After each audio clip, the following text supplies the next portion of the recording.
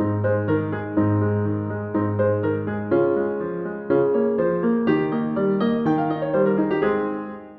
everybody. So today it's time for my Rachel's holiday movie recap, and I'm going to try to do this in as quick amount of time as possible because I have 21 movies to go over that premiered over the Thanksgiving holidays.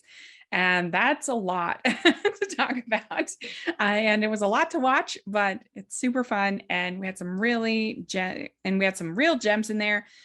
So let's talk about it. Let's start talking about Lifetime. We have Reba McEntire's Christmas in Tune. And this she started with John Schneider, and they play a divorced couple that are both singers, and they're kind of brought back together by their daughter and to do a concert for the military. And as they're sort of forced to spend time together, they remember why they fell in love. And I thought that this was pretty good. I like Reba so much that I was probably going to enjoy it regardless. I kind of didn't feel that they would be that good of a relationship, so that hurt it a little bit. I was like, they still have a lot of issues here, but nevertheless, I thought they did actually have pretty good chemistry, and all the music was great because it's Reba. She's awesome. And I also liked the side relationship of her daughter with Justin David. I thought they were really cute together. So overall, this one was pretty fun. Then we had Merry Little Christmas Baby. That's Liddl. And this stars Kelly Rowland, Thomas Kudrow, Brisha Webb, Latoya Williams, Jamie Calica, Nathan Whitty. So that's a great cast. This is the third in the Little movies. And the other two I didn't really like that much because it was just too much dysfunction. And they were just kind of mean to her. I don't know. It just wasn't my favorite kind of holiday movie, especially the last one with the sister destroying her wedding dress. Like, it was too much. But this one actually was a lot better. I thought they gave all three of the sisters something to kind of do and stories. And of course, you have Kelly Rowland's character who's pregnant, and the shenanigans were a little bit less intense than in the previous ones. So I actually liked this one the best of the three. Then we had Miracle in Motor City, and this stars Tia Mowry and Mark Taylor, and I thought they had really nice chemistry.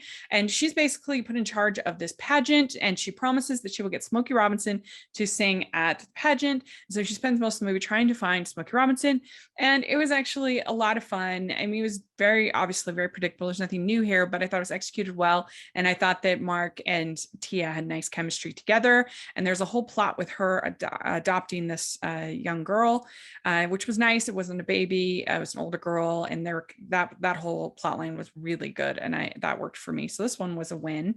Then we had Welcome to the Christmas Family Reunion, and this one stars Michelle Argylis and Alonzo B. Slater. And this one did not work for me. It didn't have any story. It was just these people planning this reunion, and like nothing happened the whole movie, I just felt like. And it was just these people squabbling, and I just did not care for it at all. It had like so little plot, and I was like, why am I spending my time watching these people plan this party? It was not interesting to me. So that one was a miss. Then moving over to HBO Max, we had a movie called 8-Bit Christmas, and this stars Winslow Fegley, Neil Patrick Harris, Steve Zahn. And Winslow Fegley, he played Timmy Failure, Mistakes Were Made, which of course you all know how much I loved that movie. And this movie is also really cute. It's very similar to Christmas Story. So if you're not, I guess, a fan of Christmas Story, then you might not like this, but it's very similar plot with somebody with a little boy who wants the big new, kind of popular item. And in Christmas Story, it's the BB gun. In this, it's the Nintendo, and sort of all their scheming and planning and trying to get the Nintendo.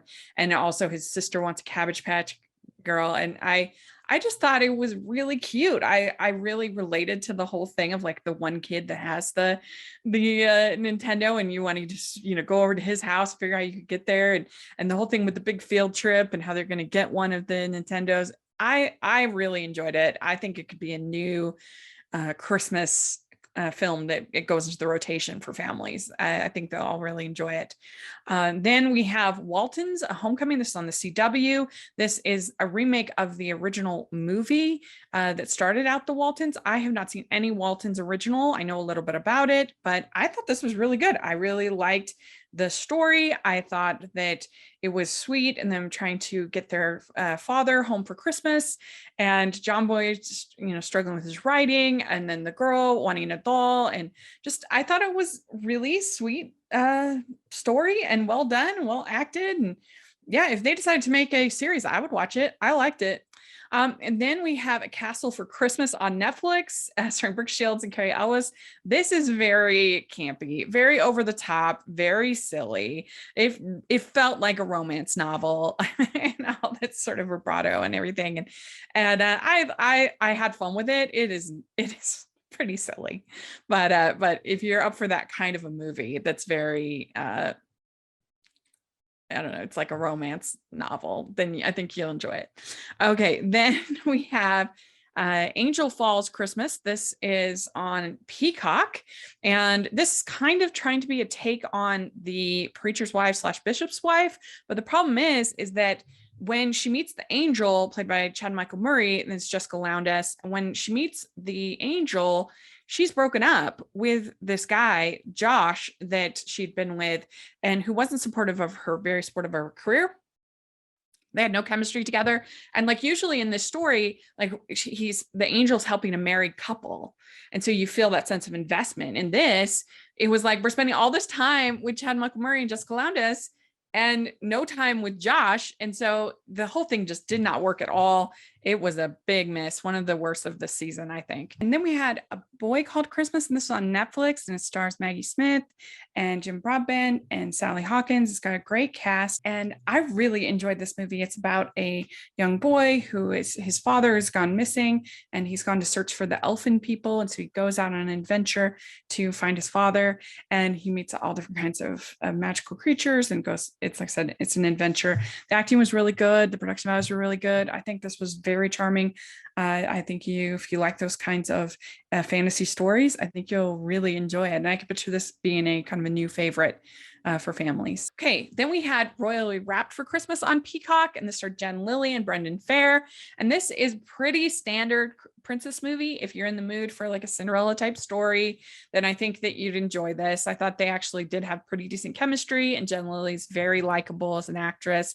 And so I think that this, if you're in the mood for that kind of movie, then this will suffice. Then we have Christmas Is You. This starred Becca Tobin and this starred Becca Tobin and Matthew McCall, and basically they play kind of singers. She's trying to recruit him back into the label because she's working for the label. She stopped singing, and they're exes. And I really like Matthew McCall. I like Becca Tobin. I thought they had nice chemistry. This is nothing new as far as story, but I still overall enjoyed it. Then we have A Christmas Witness, and this was from Ion Channel, starring Ariel Kebbel and Colin Egglesfield.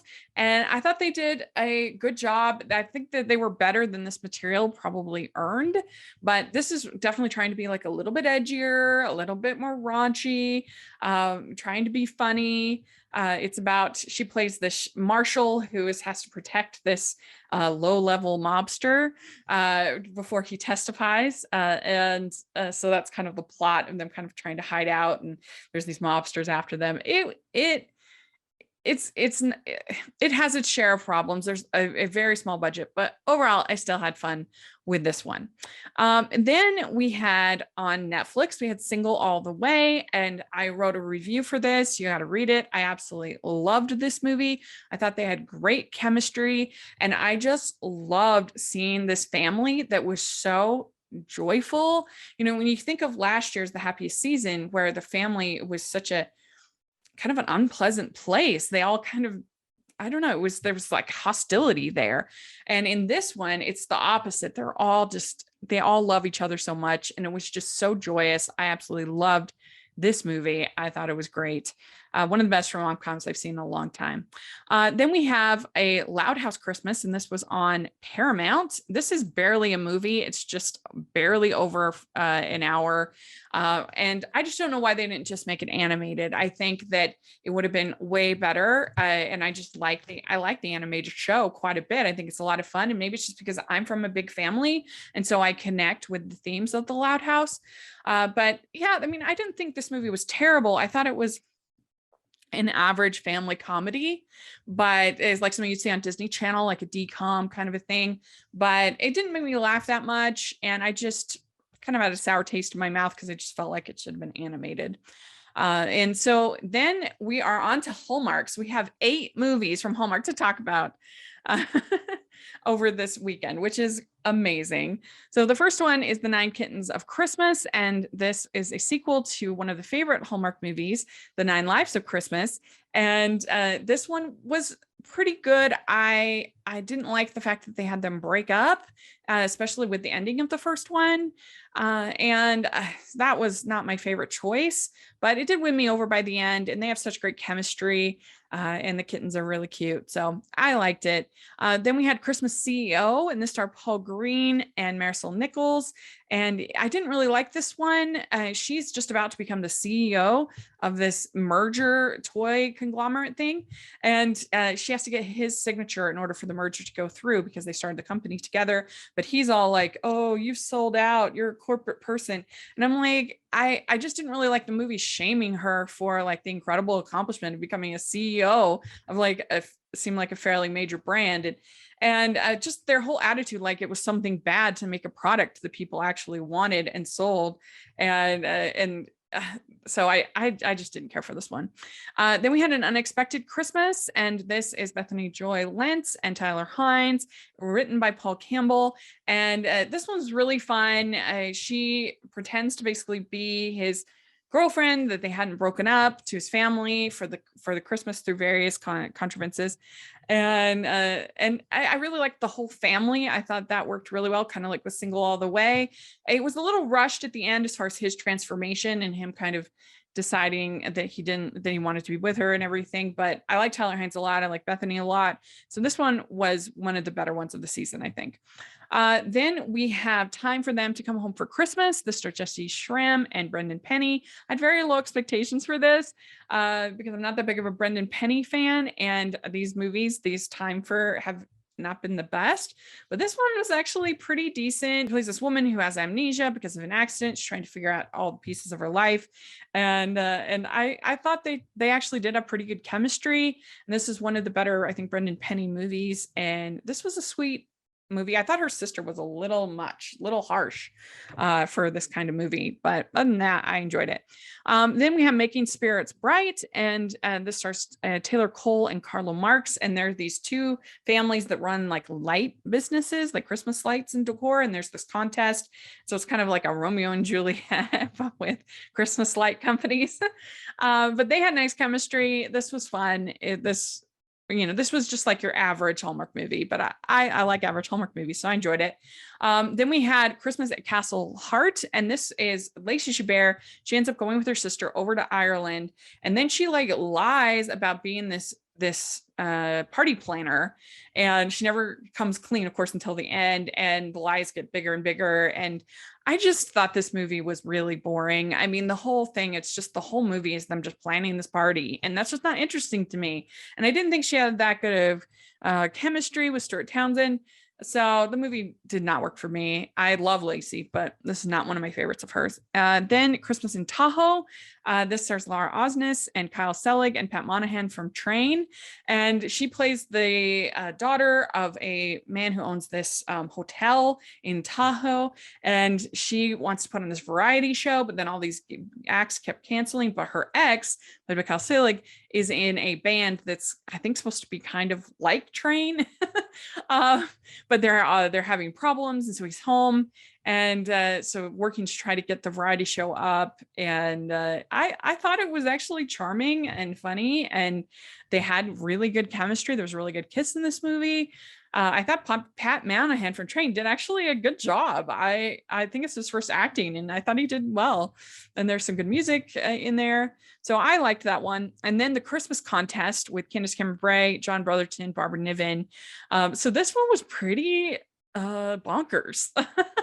They're these exes, and they really don't like each other, and they're forced into this contest, this Christmas contest with each other, and there's all these different things that happen. And Barbara Niven plays her mother, and there was just some like really melodramatic moments of this movie, and I said I felt like I was watching a telenovela. There's a point where she rips up the ornament and then tears the ornaments off of the tree, sobbing, and you usually don't have characters like sobbing in Hallmark movies.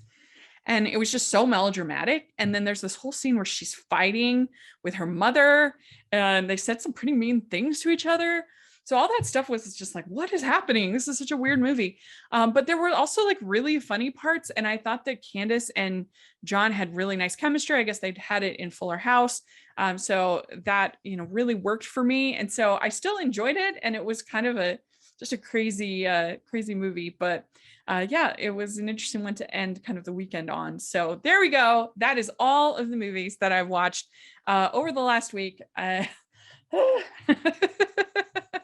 Some really fun ones. Let me know which one of these movies you got to see. What did you think of them? I would love to hear your thoughts. And please check out the Hallmarkies podcast. We did coverage of all of these movies, whether they're off network or in the Hallmark recaps. So please take a look at that. I would really appreciate it. And please like this video, please subscribe to my channel, and please check out the Patreon group and merch store. I would be so grateful for that. And thank you so much, everybody. I'll talk to you later. Bye.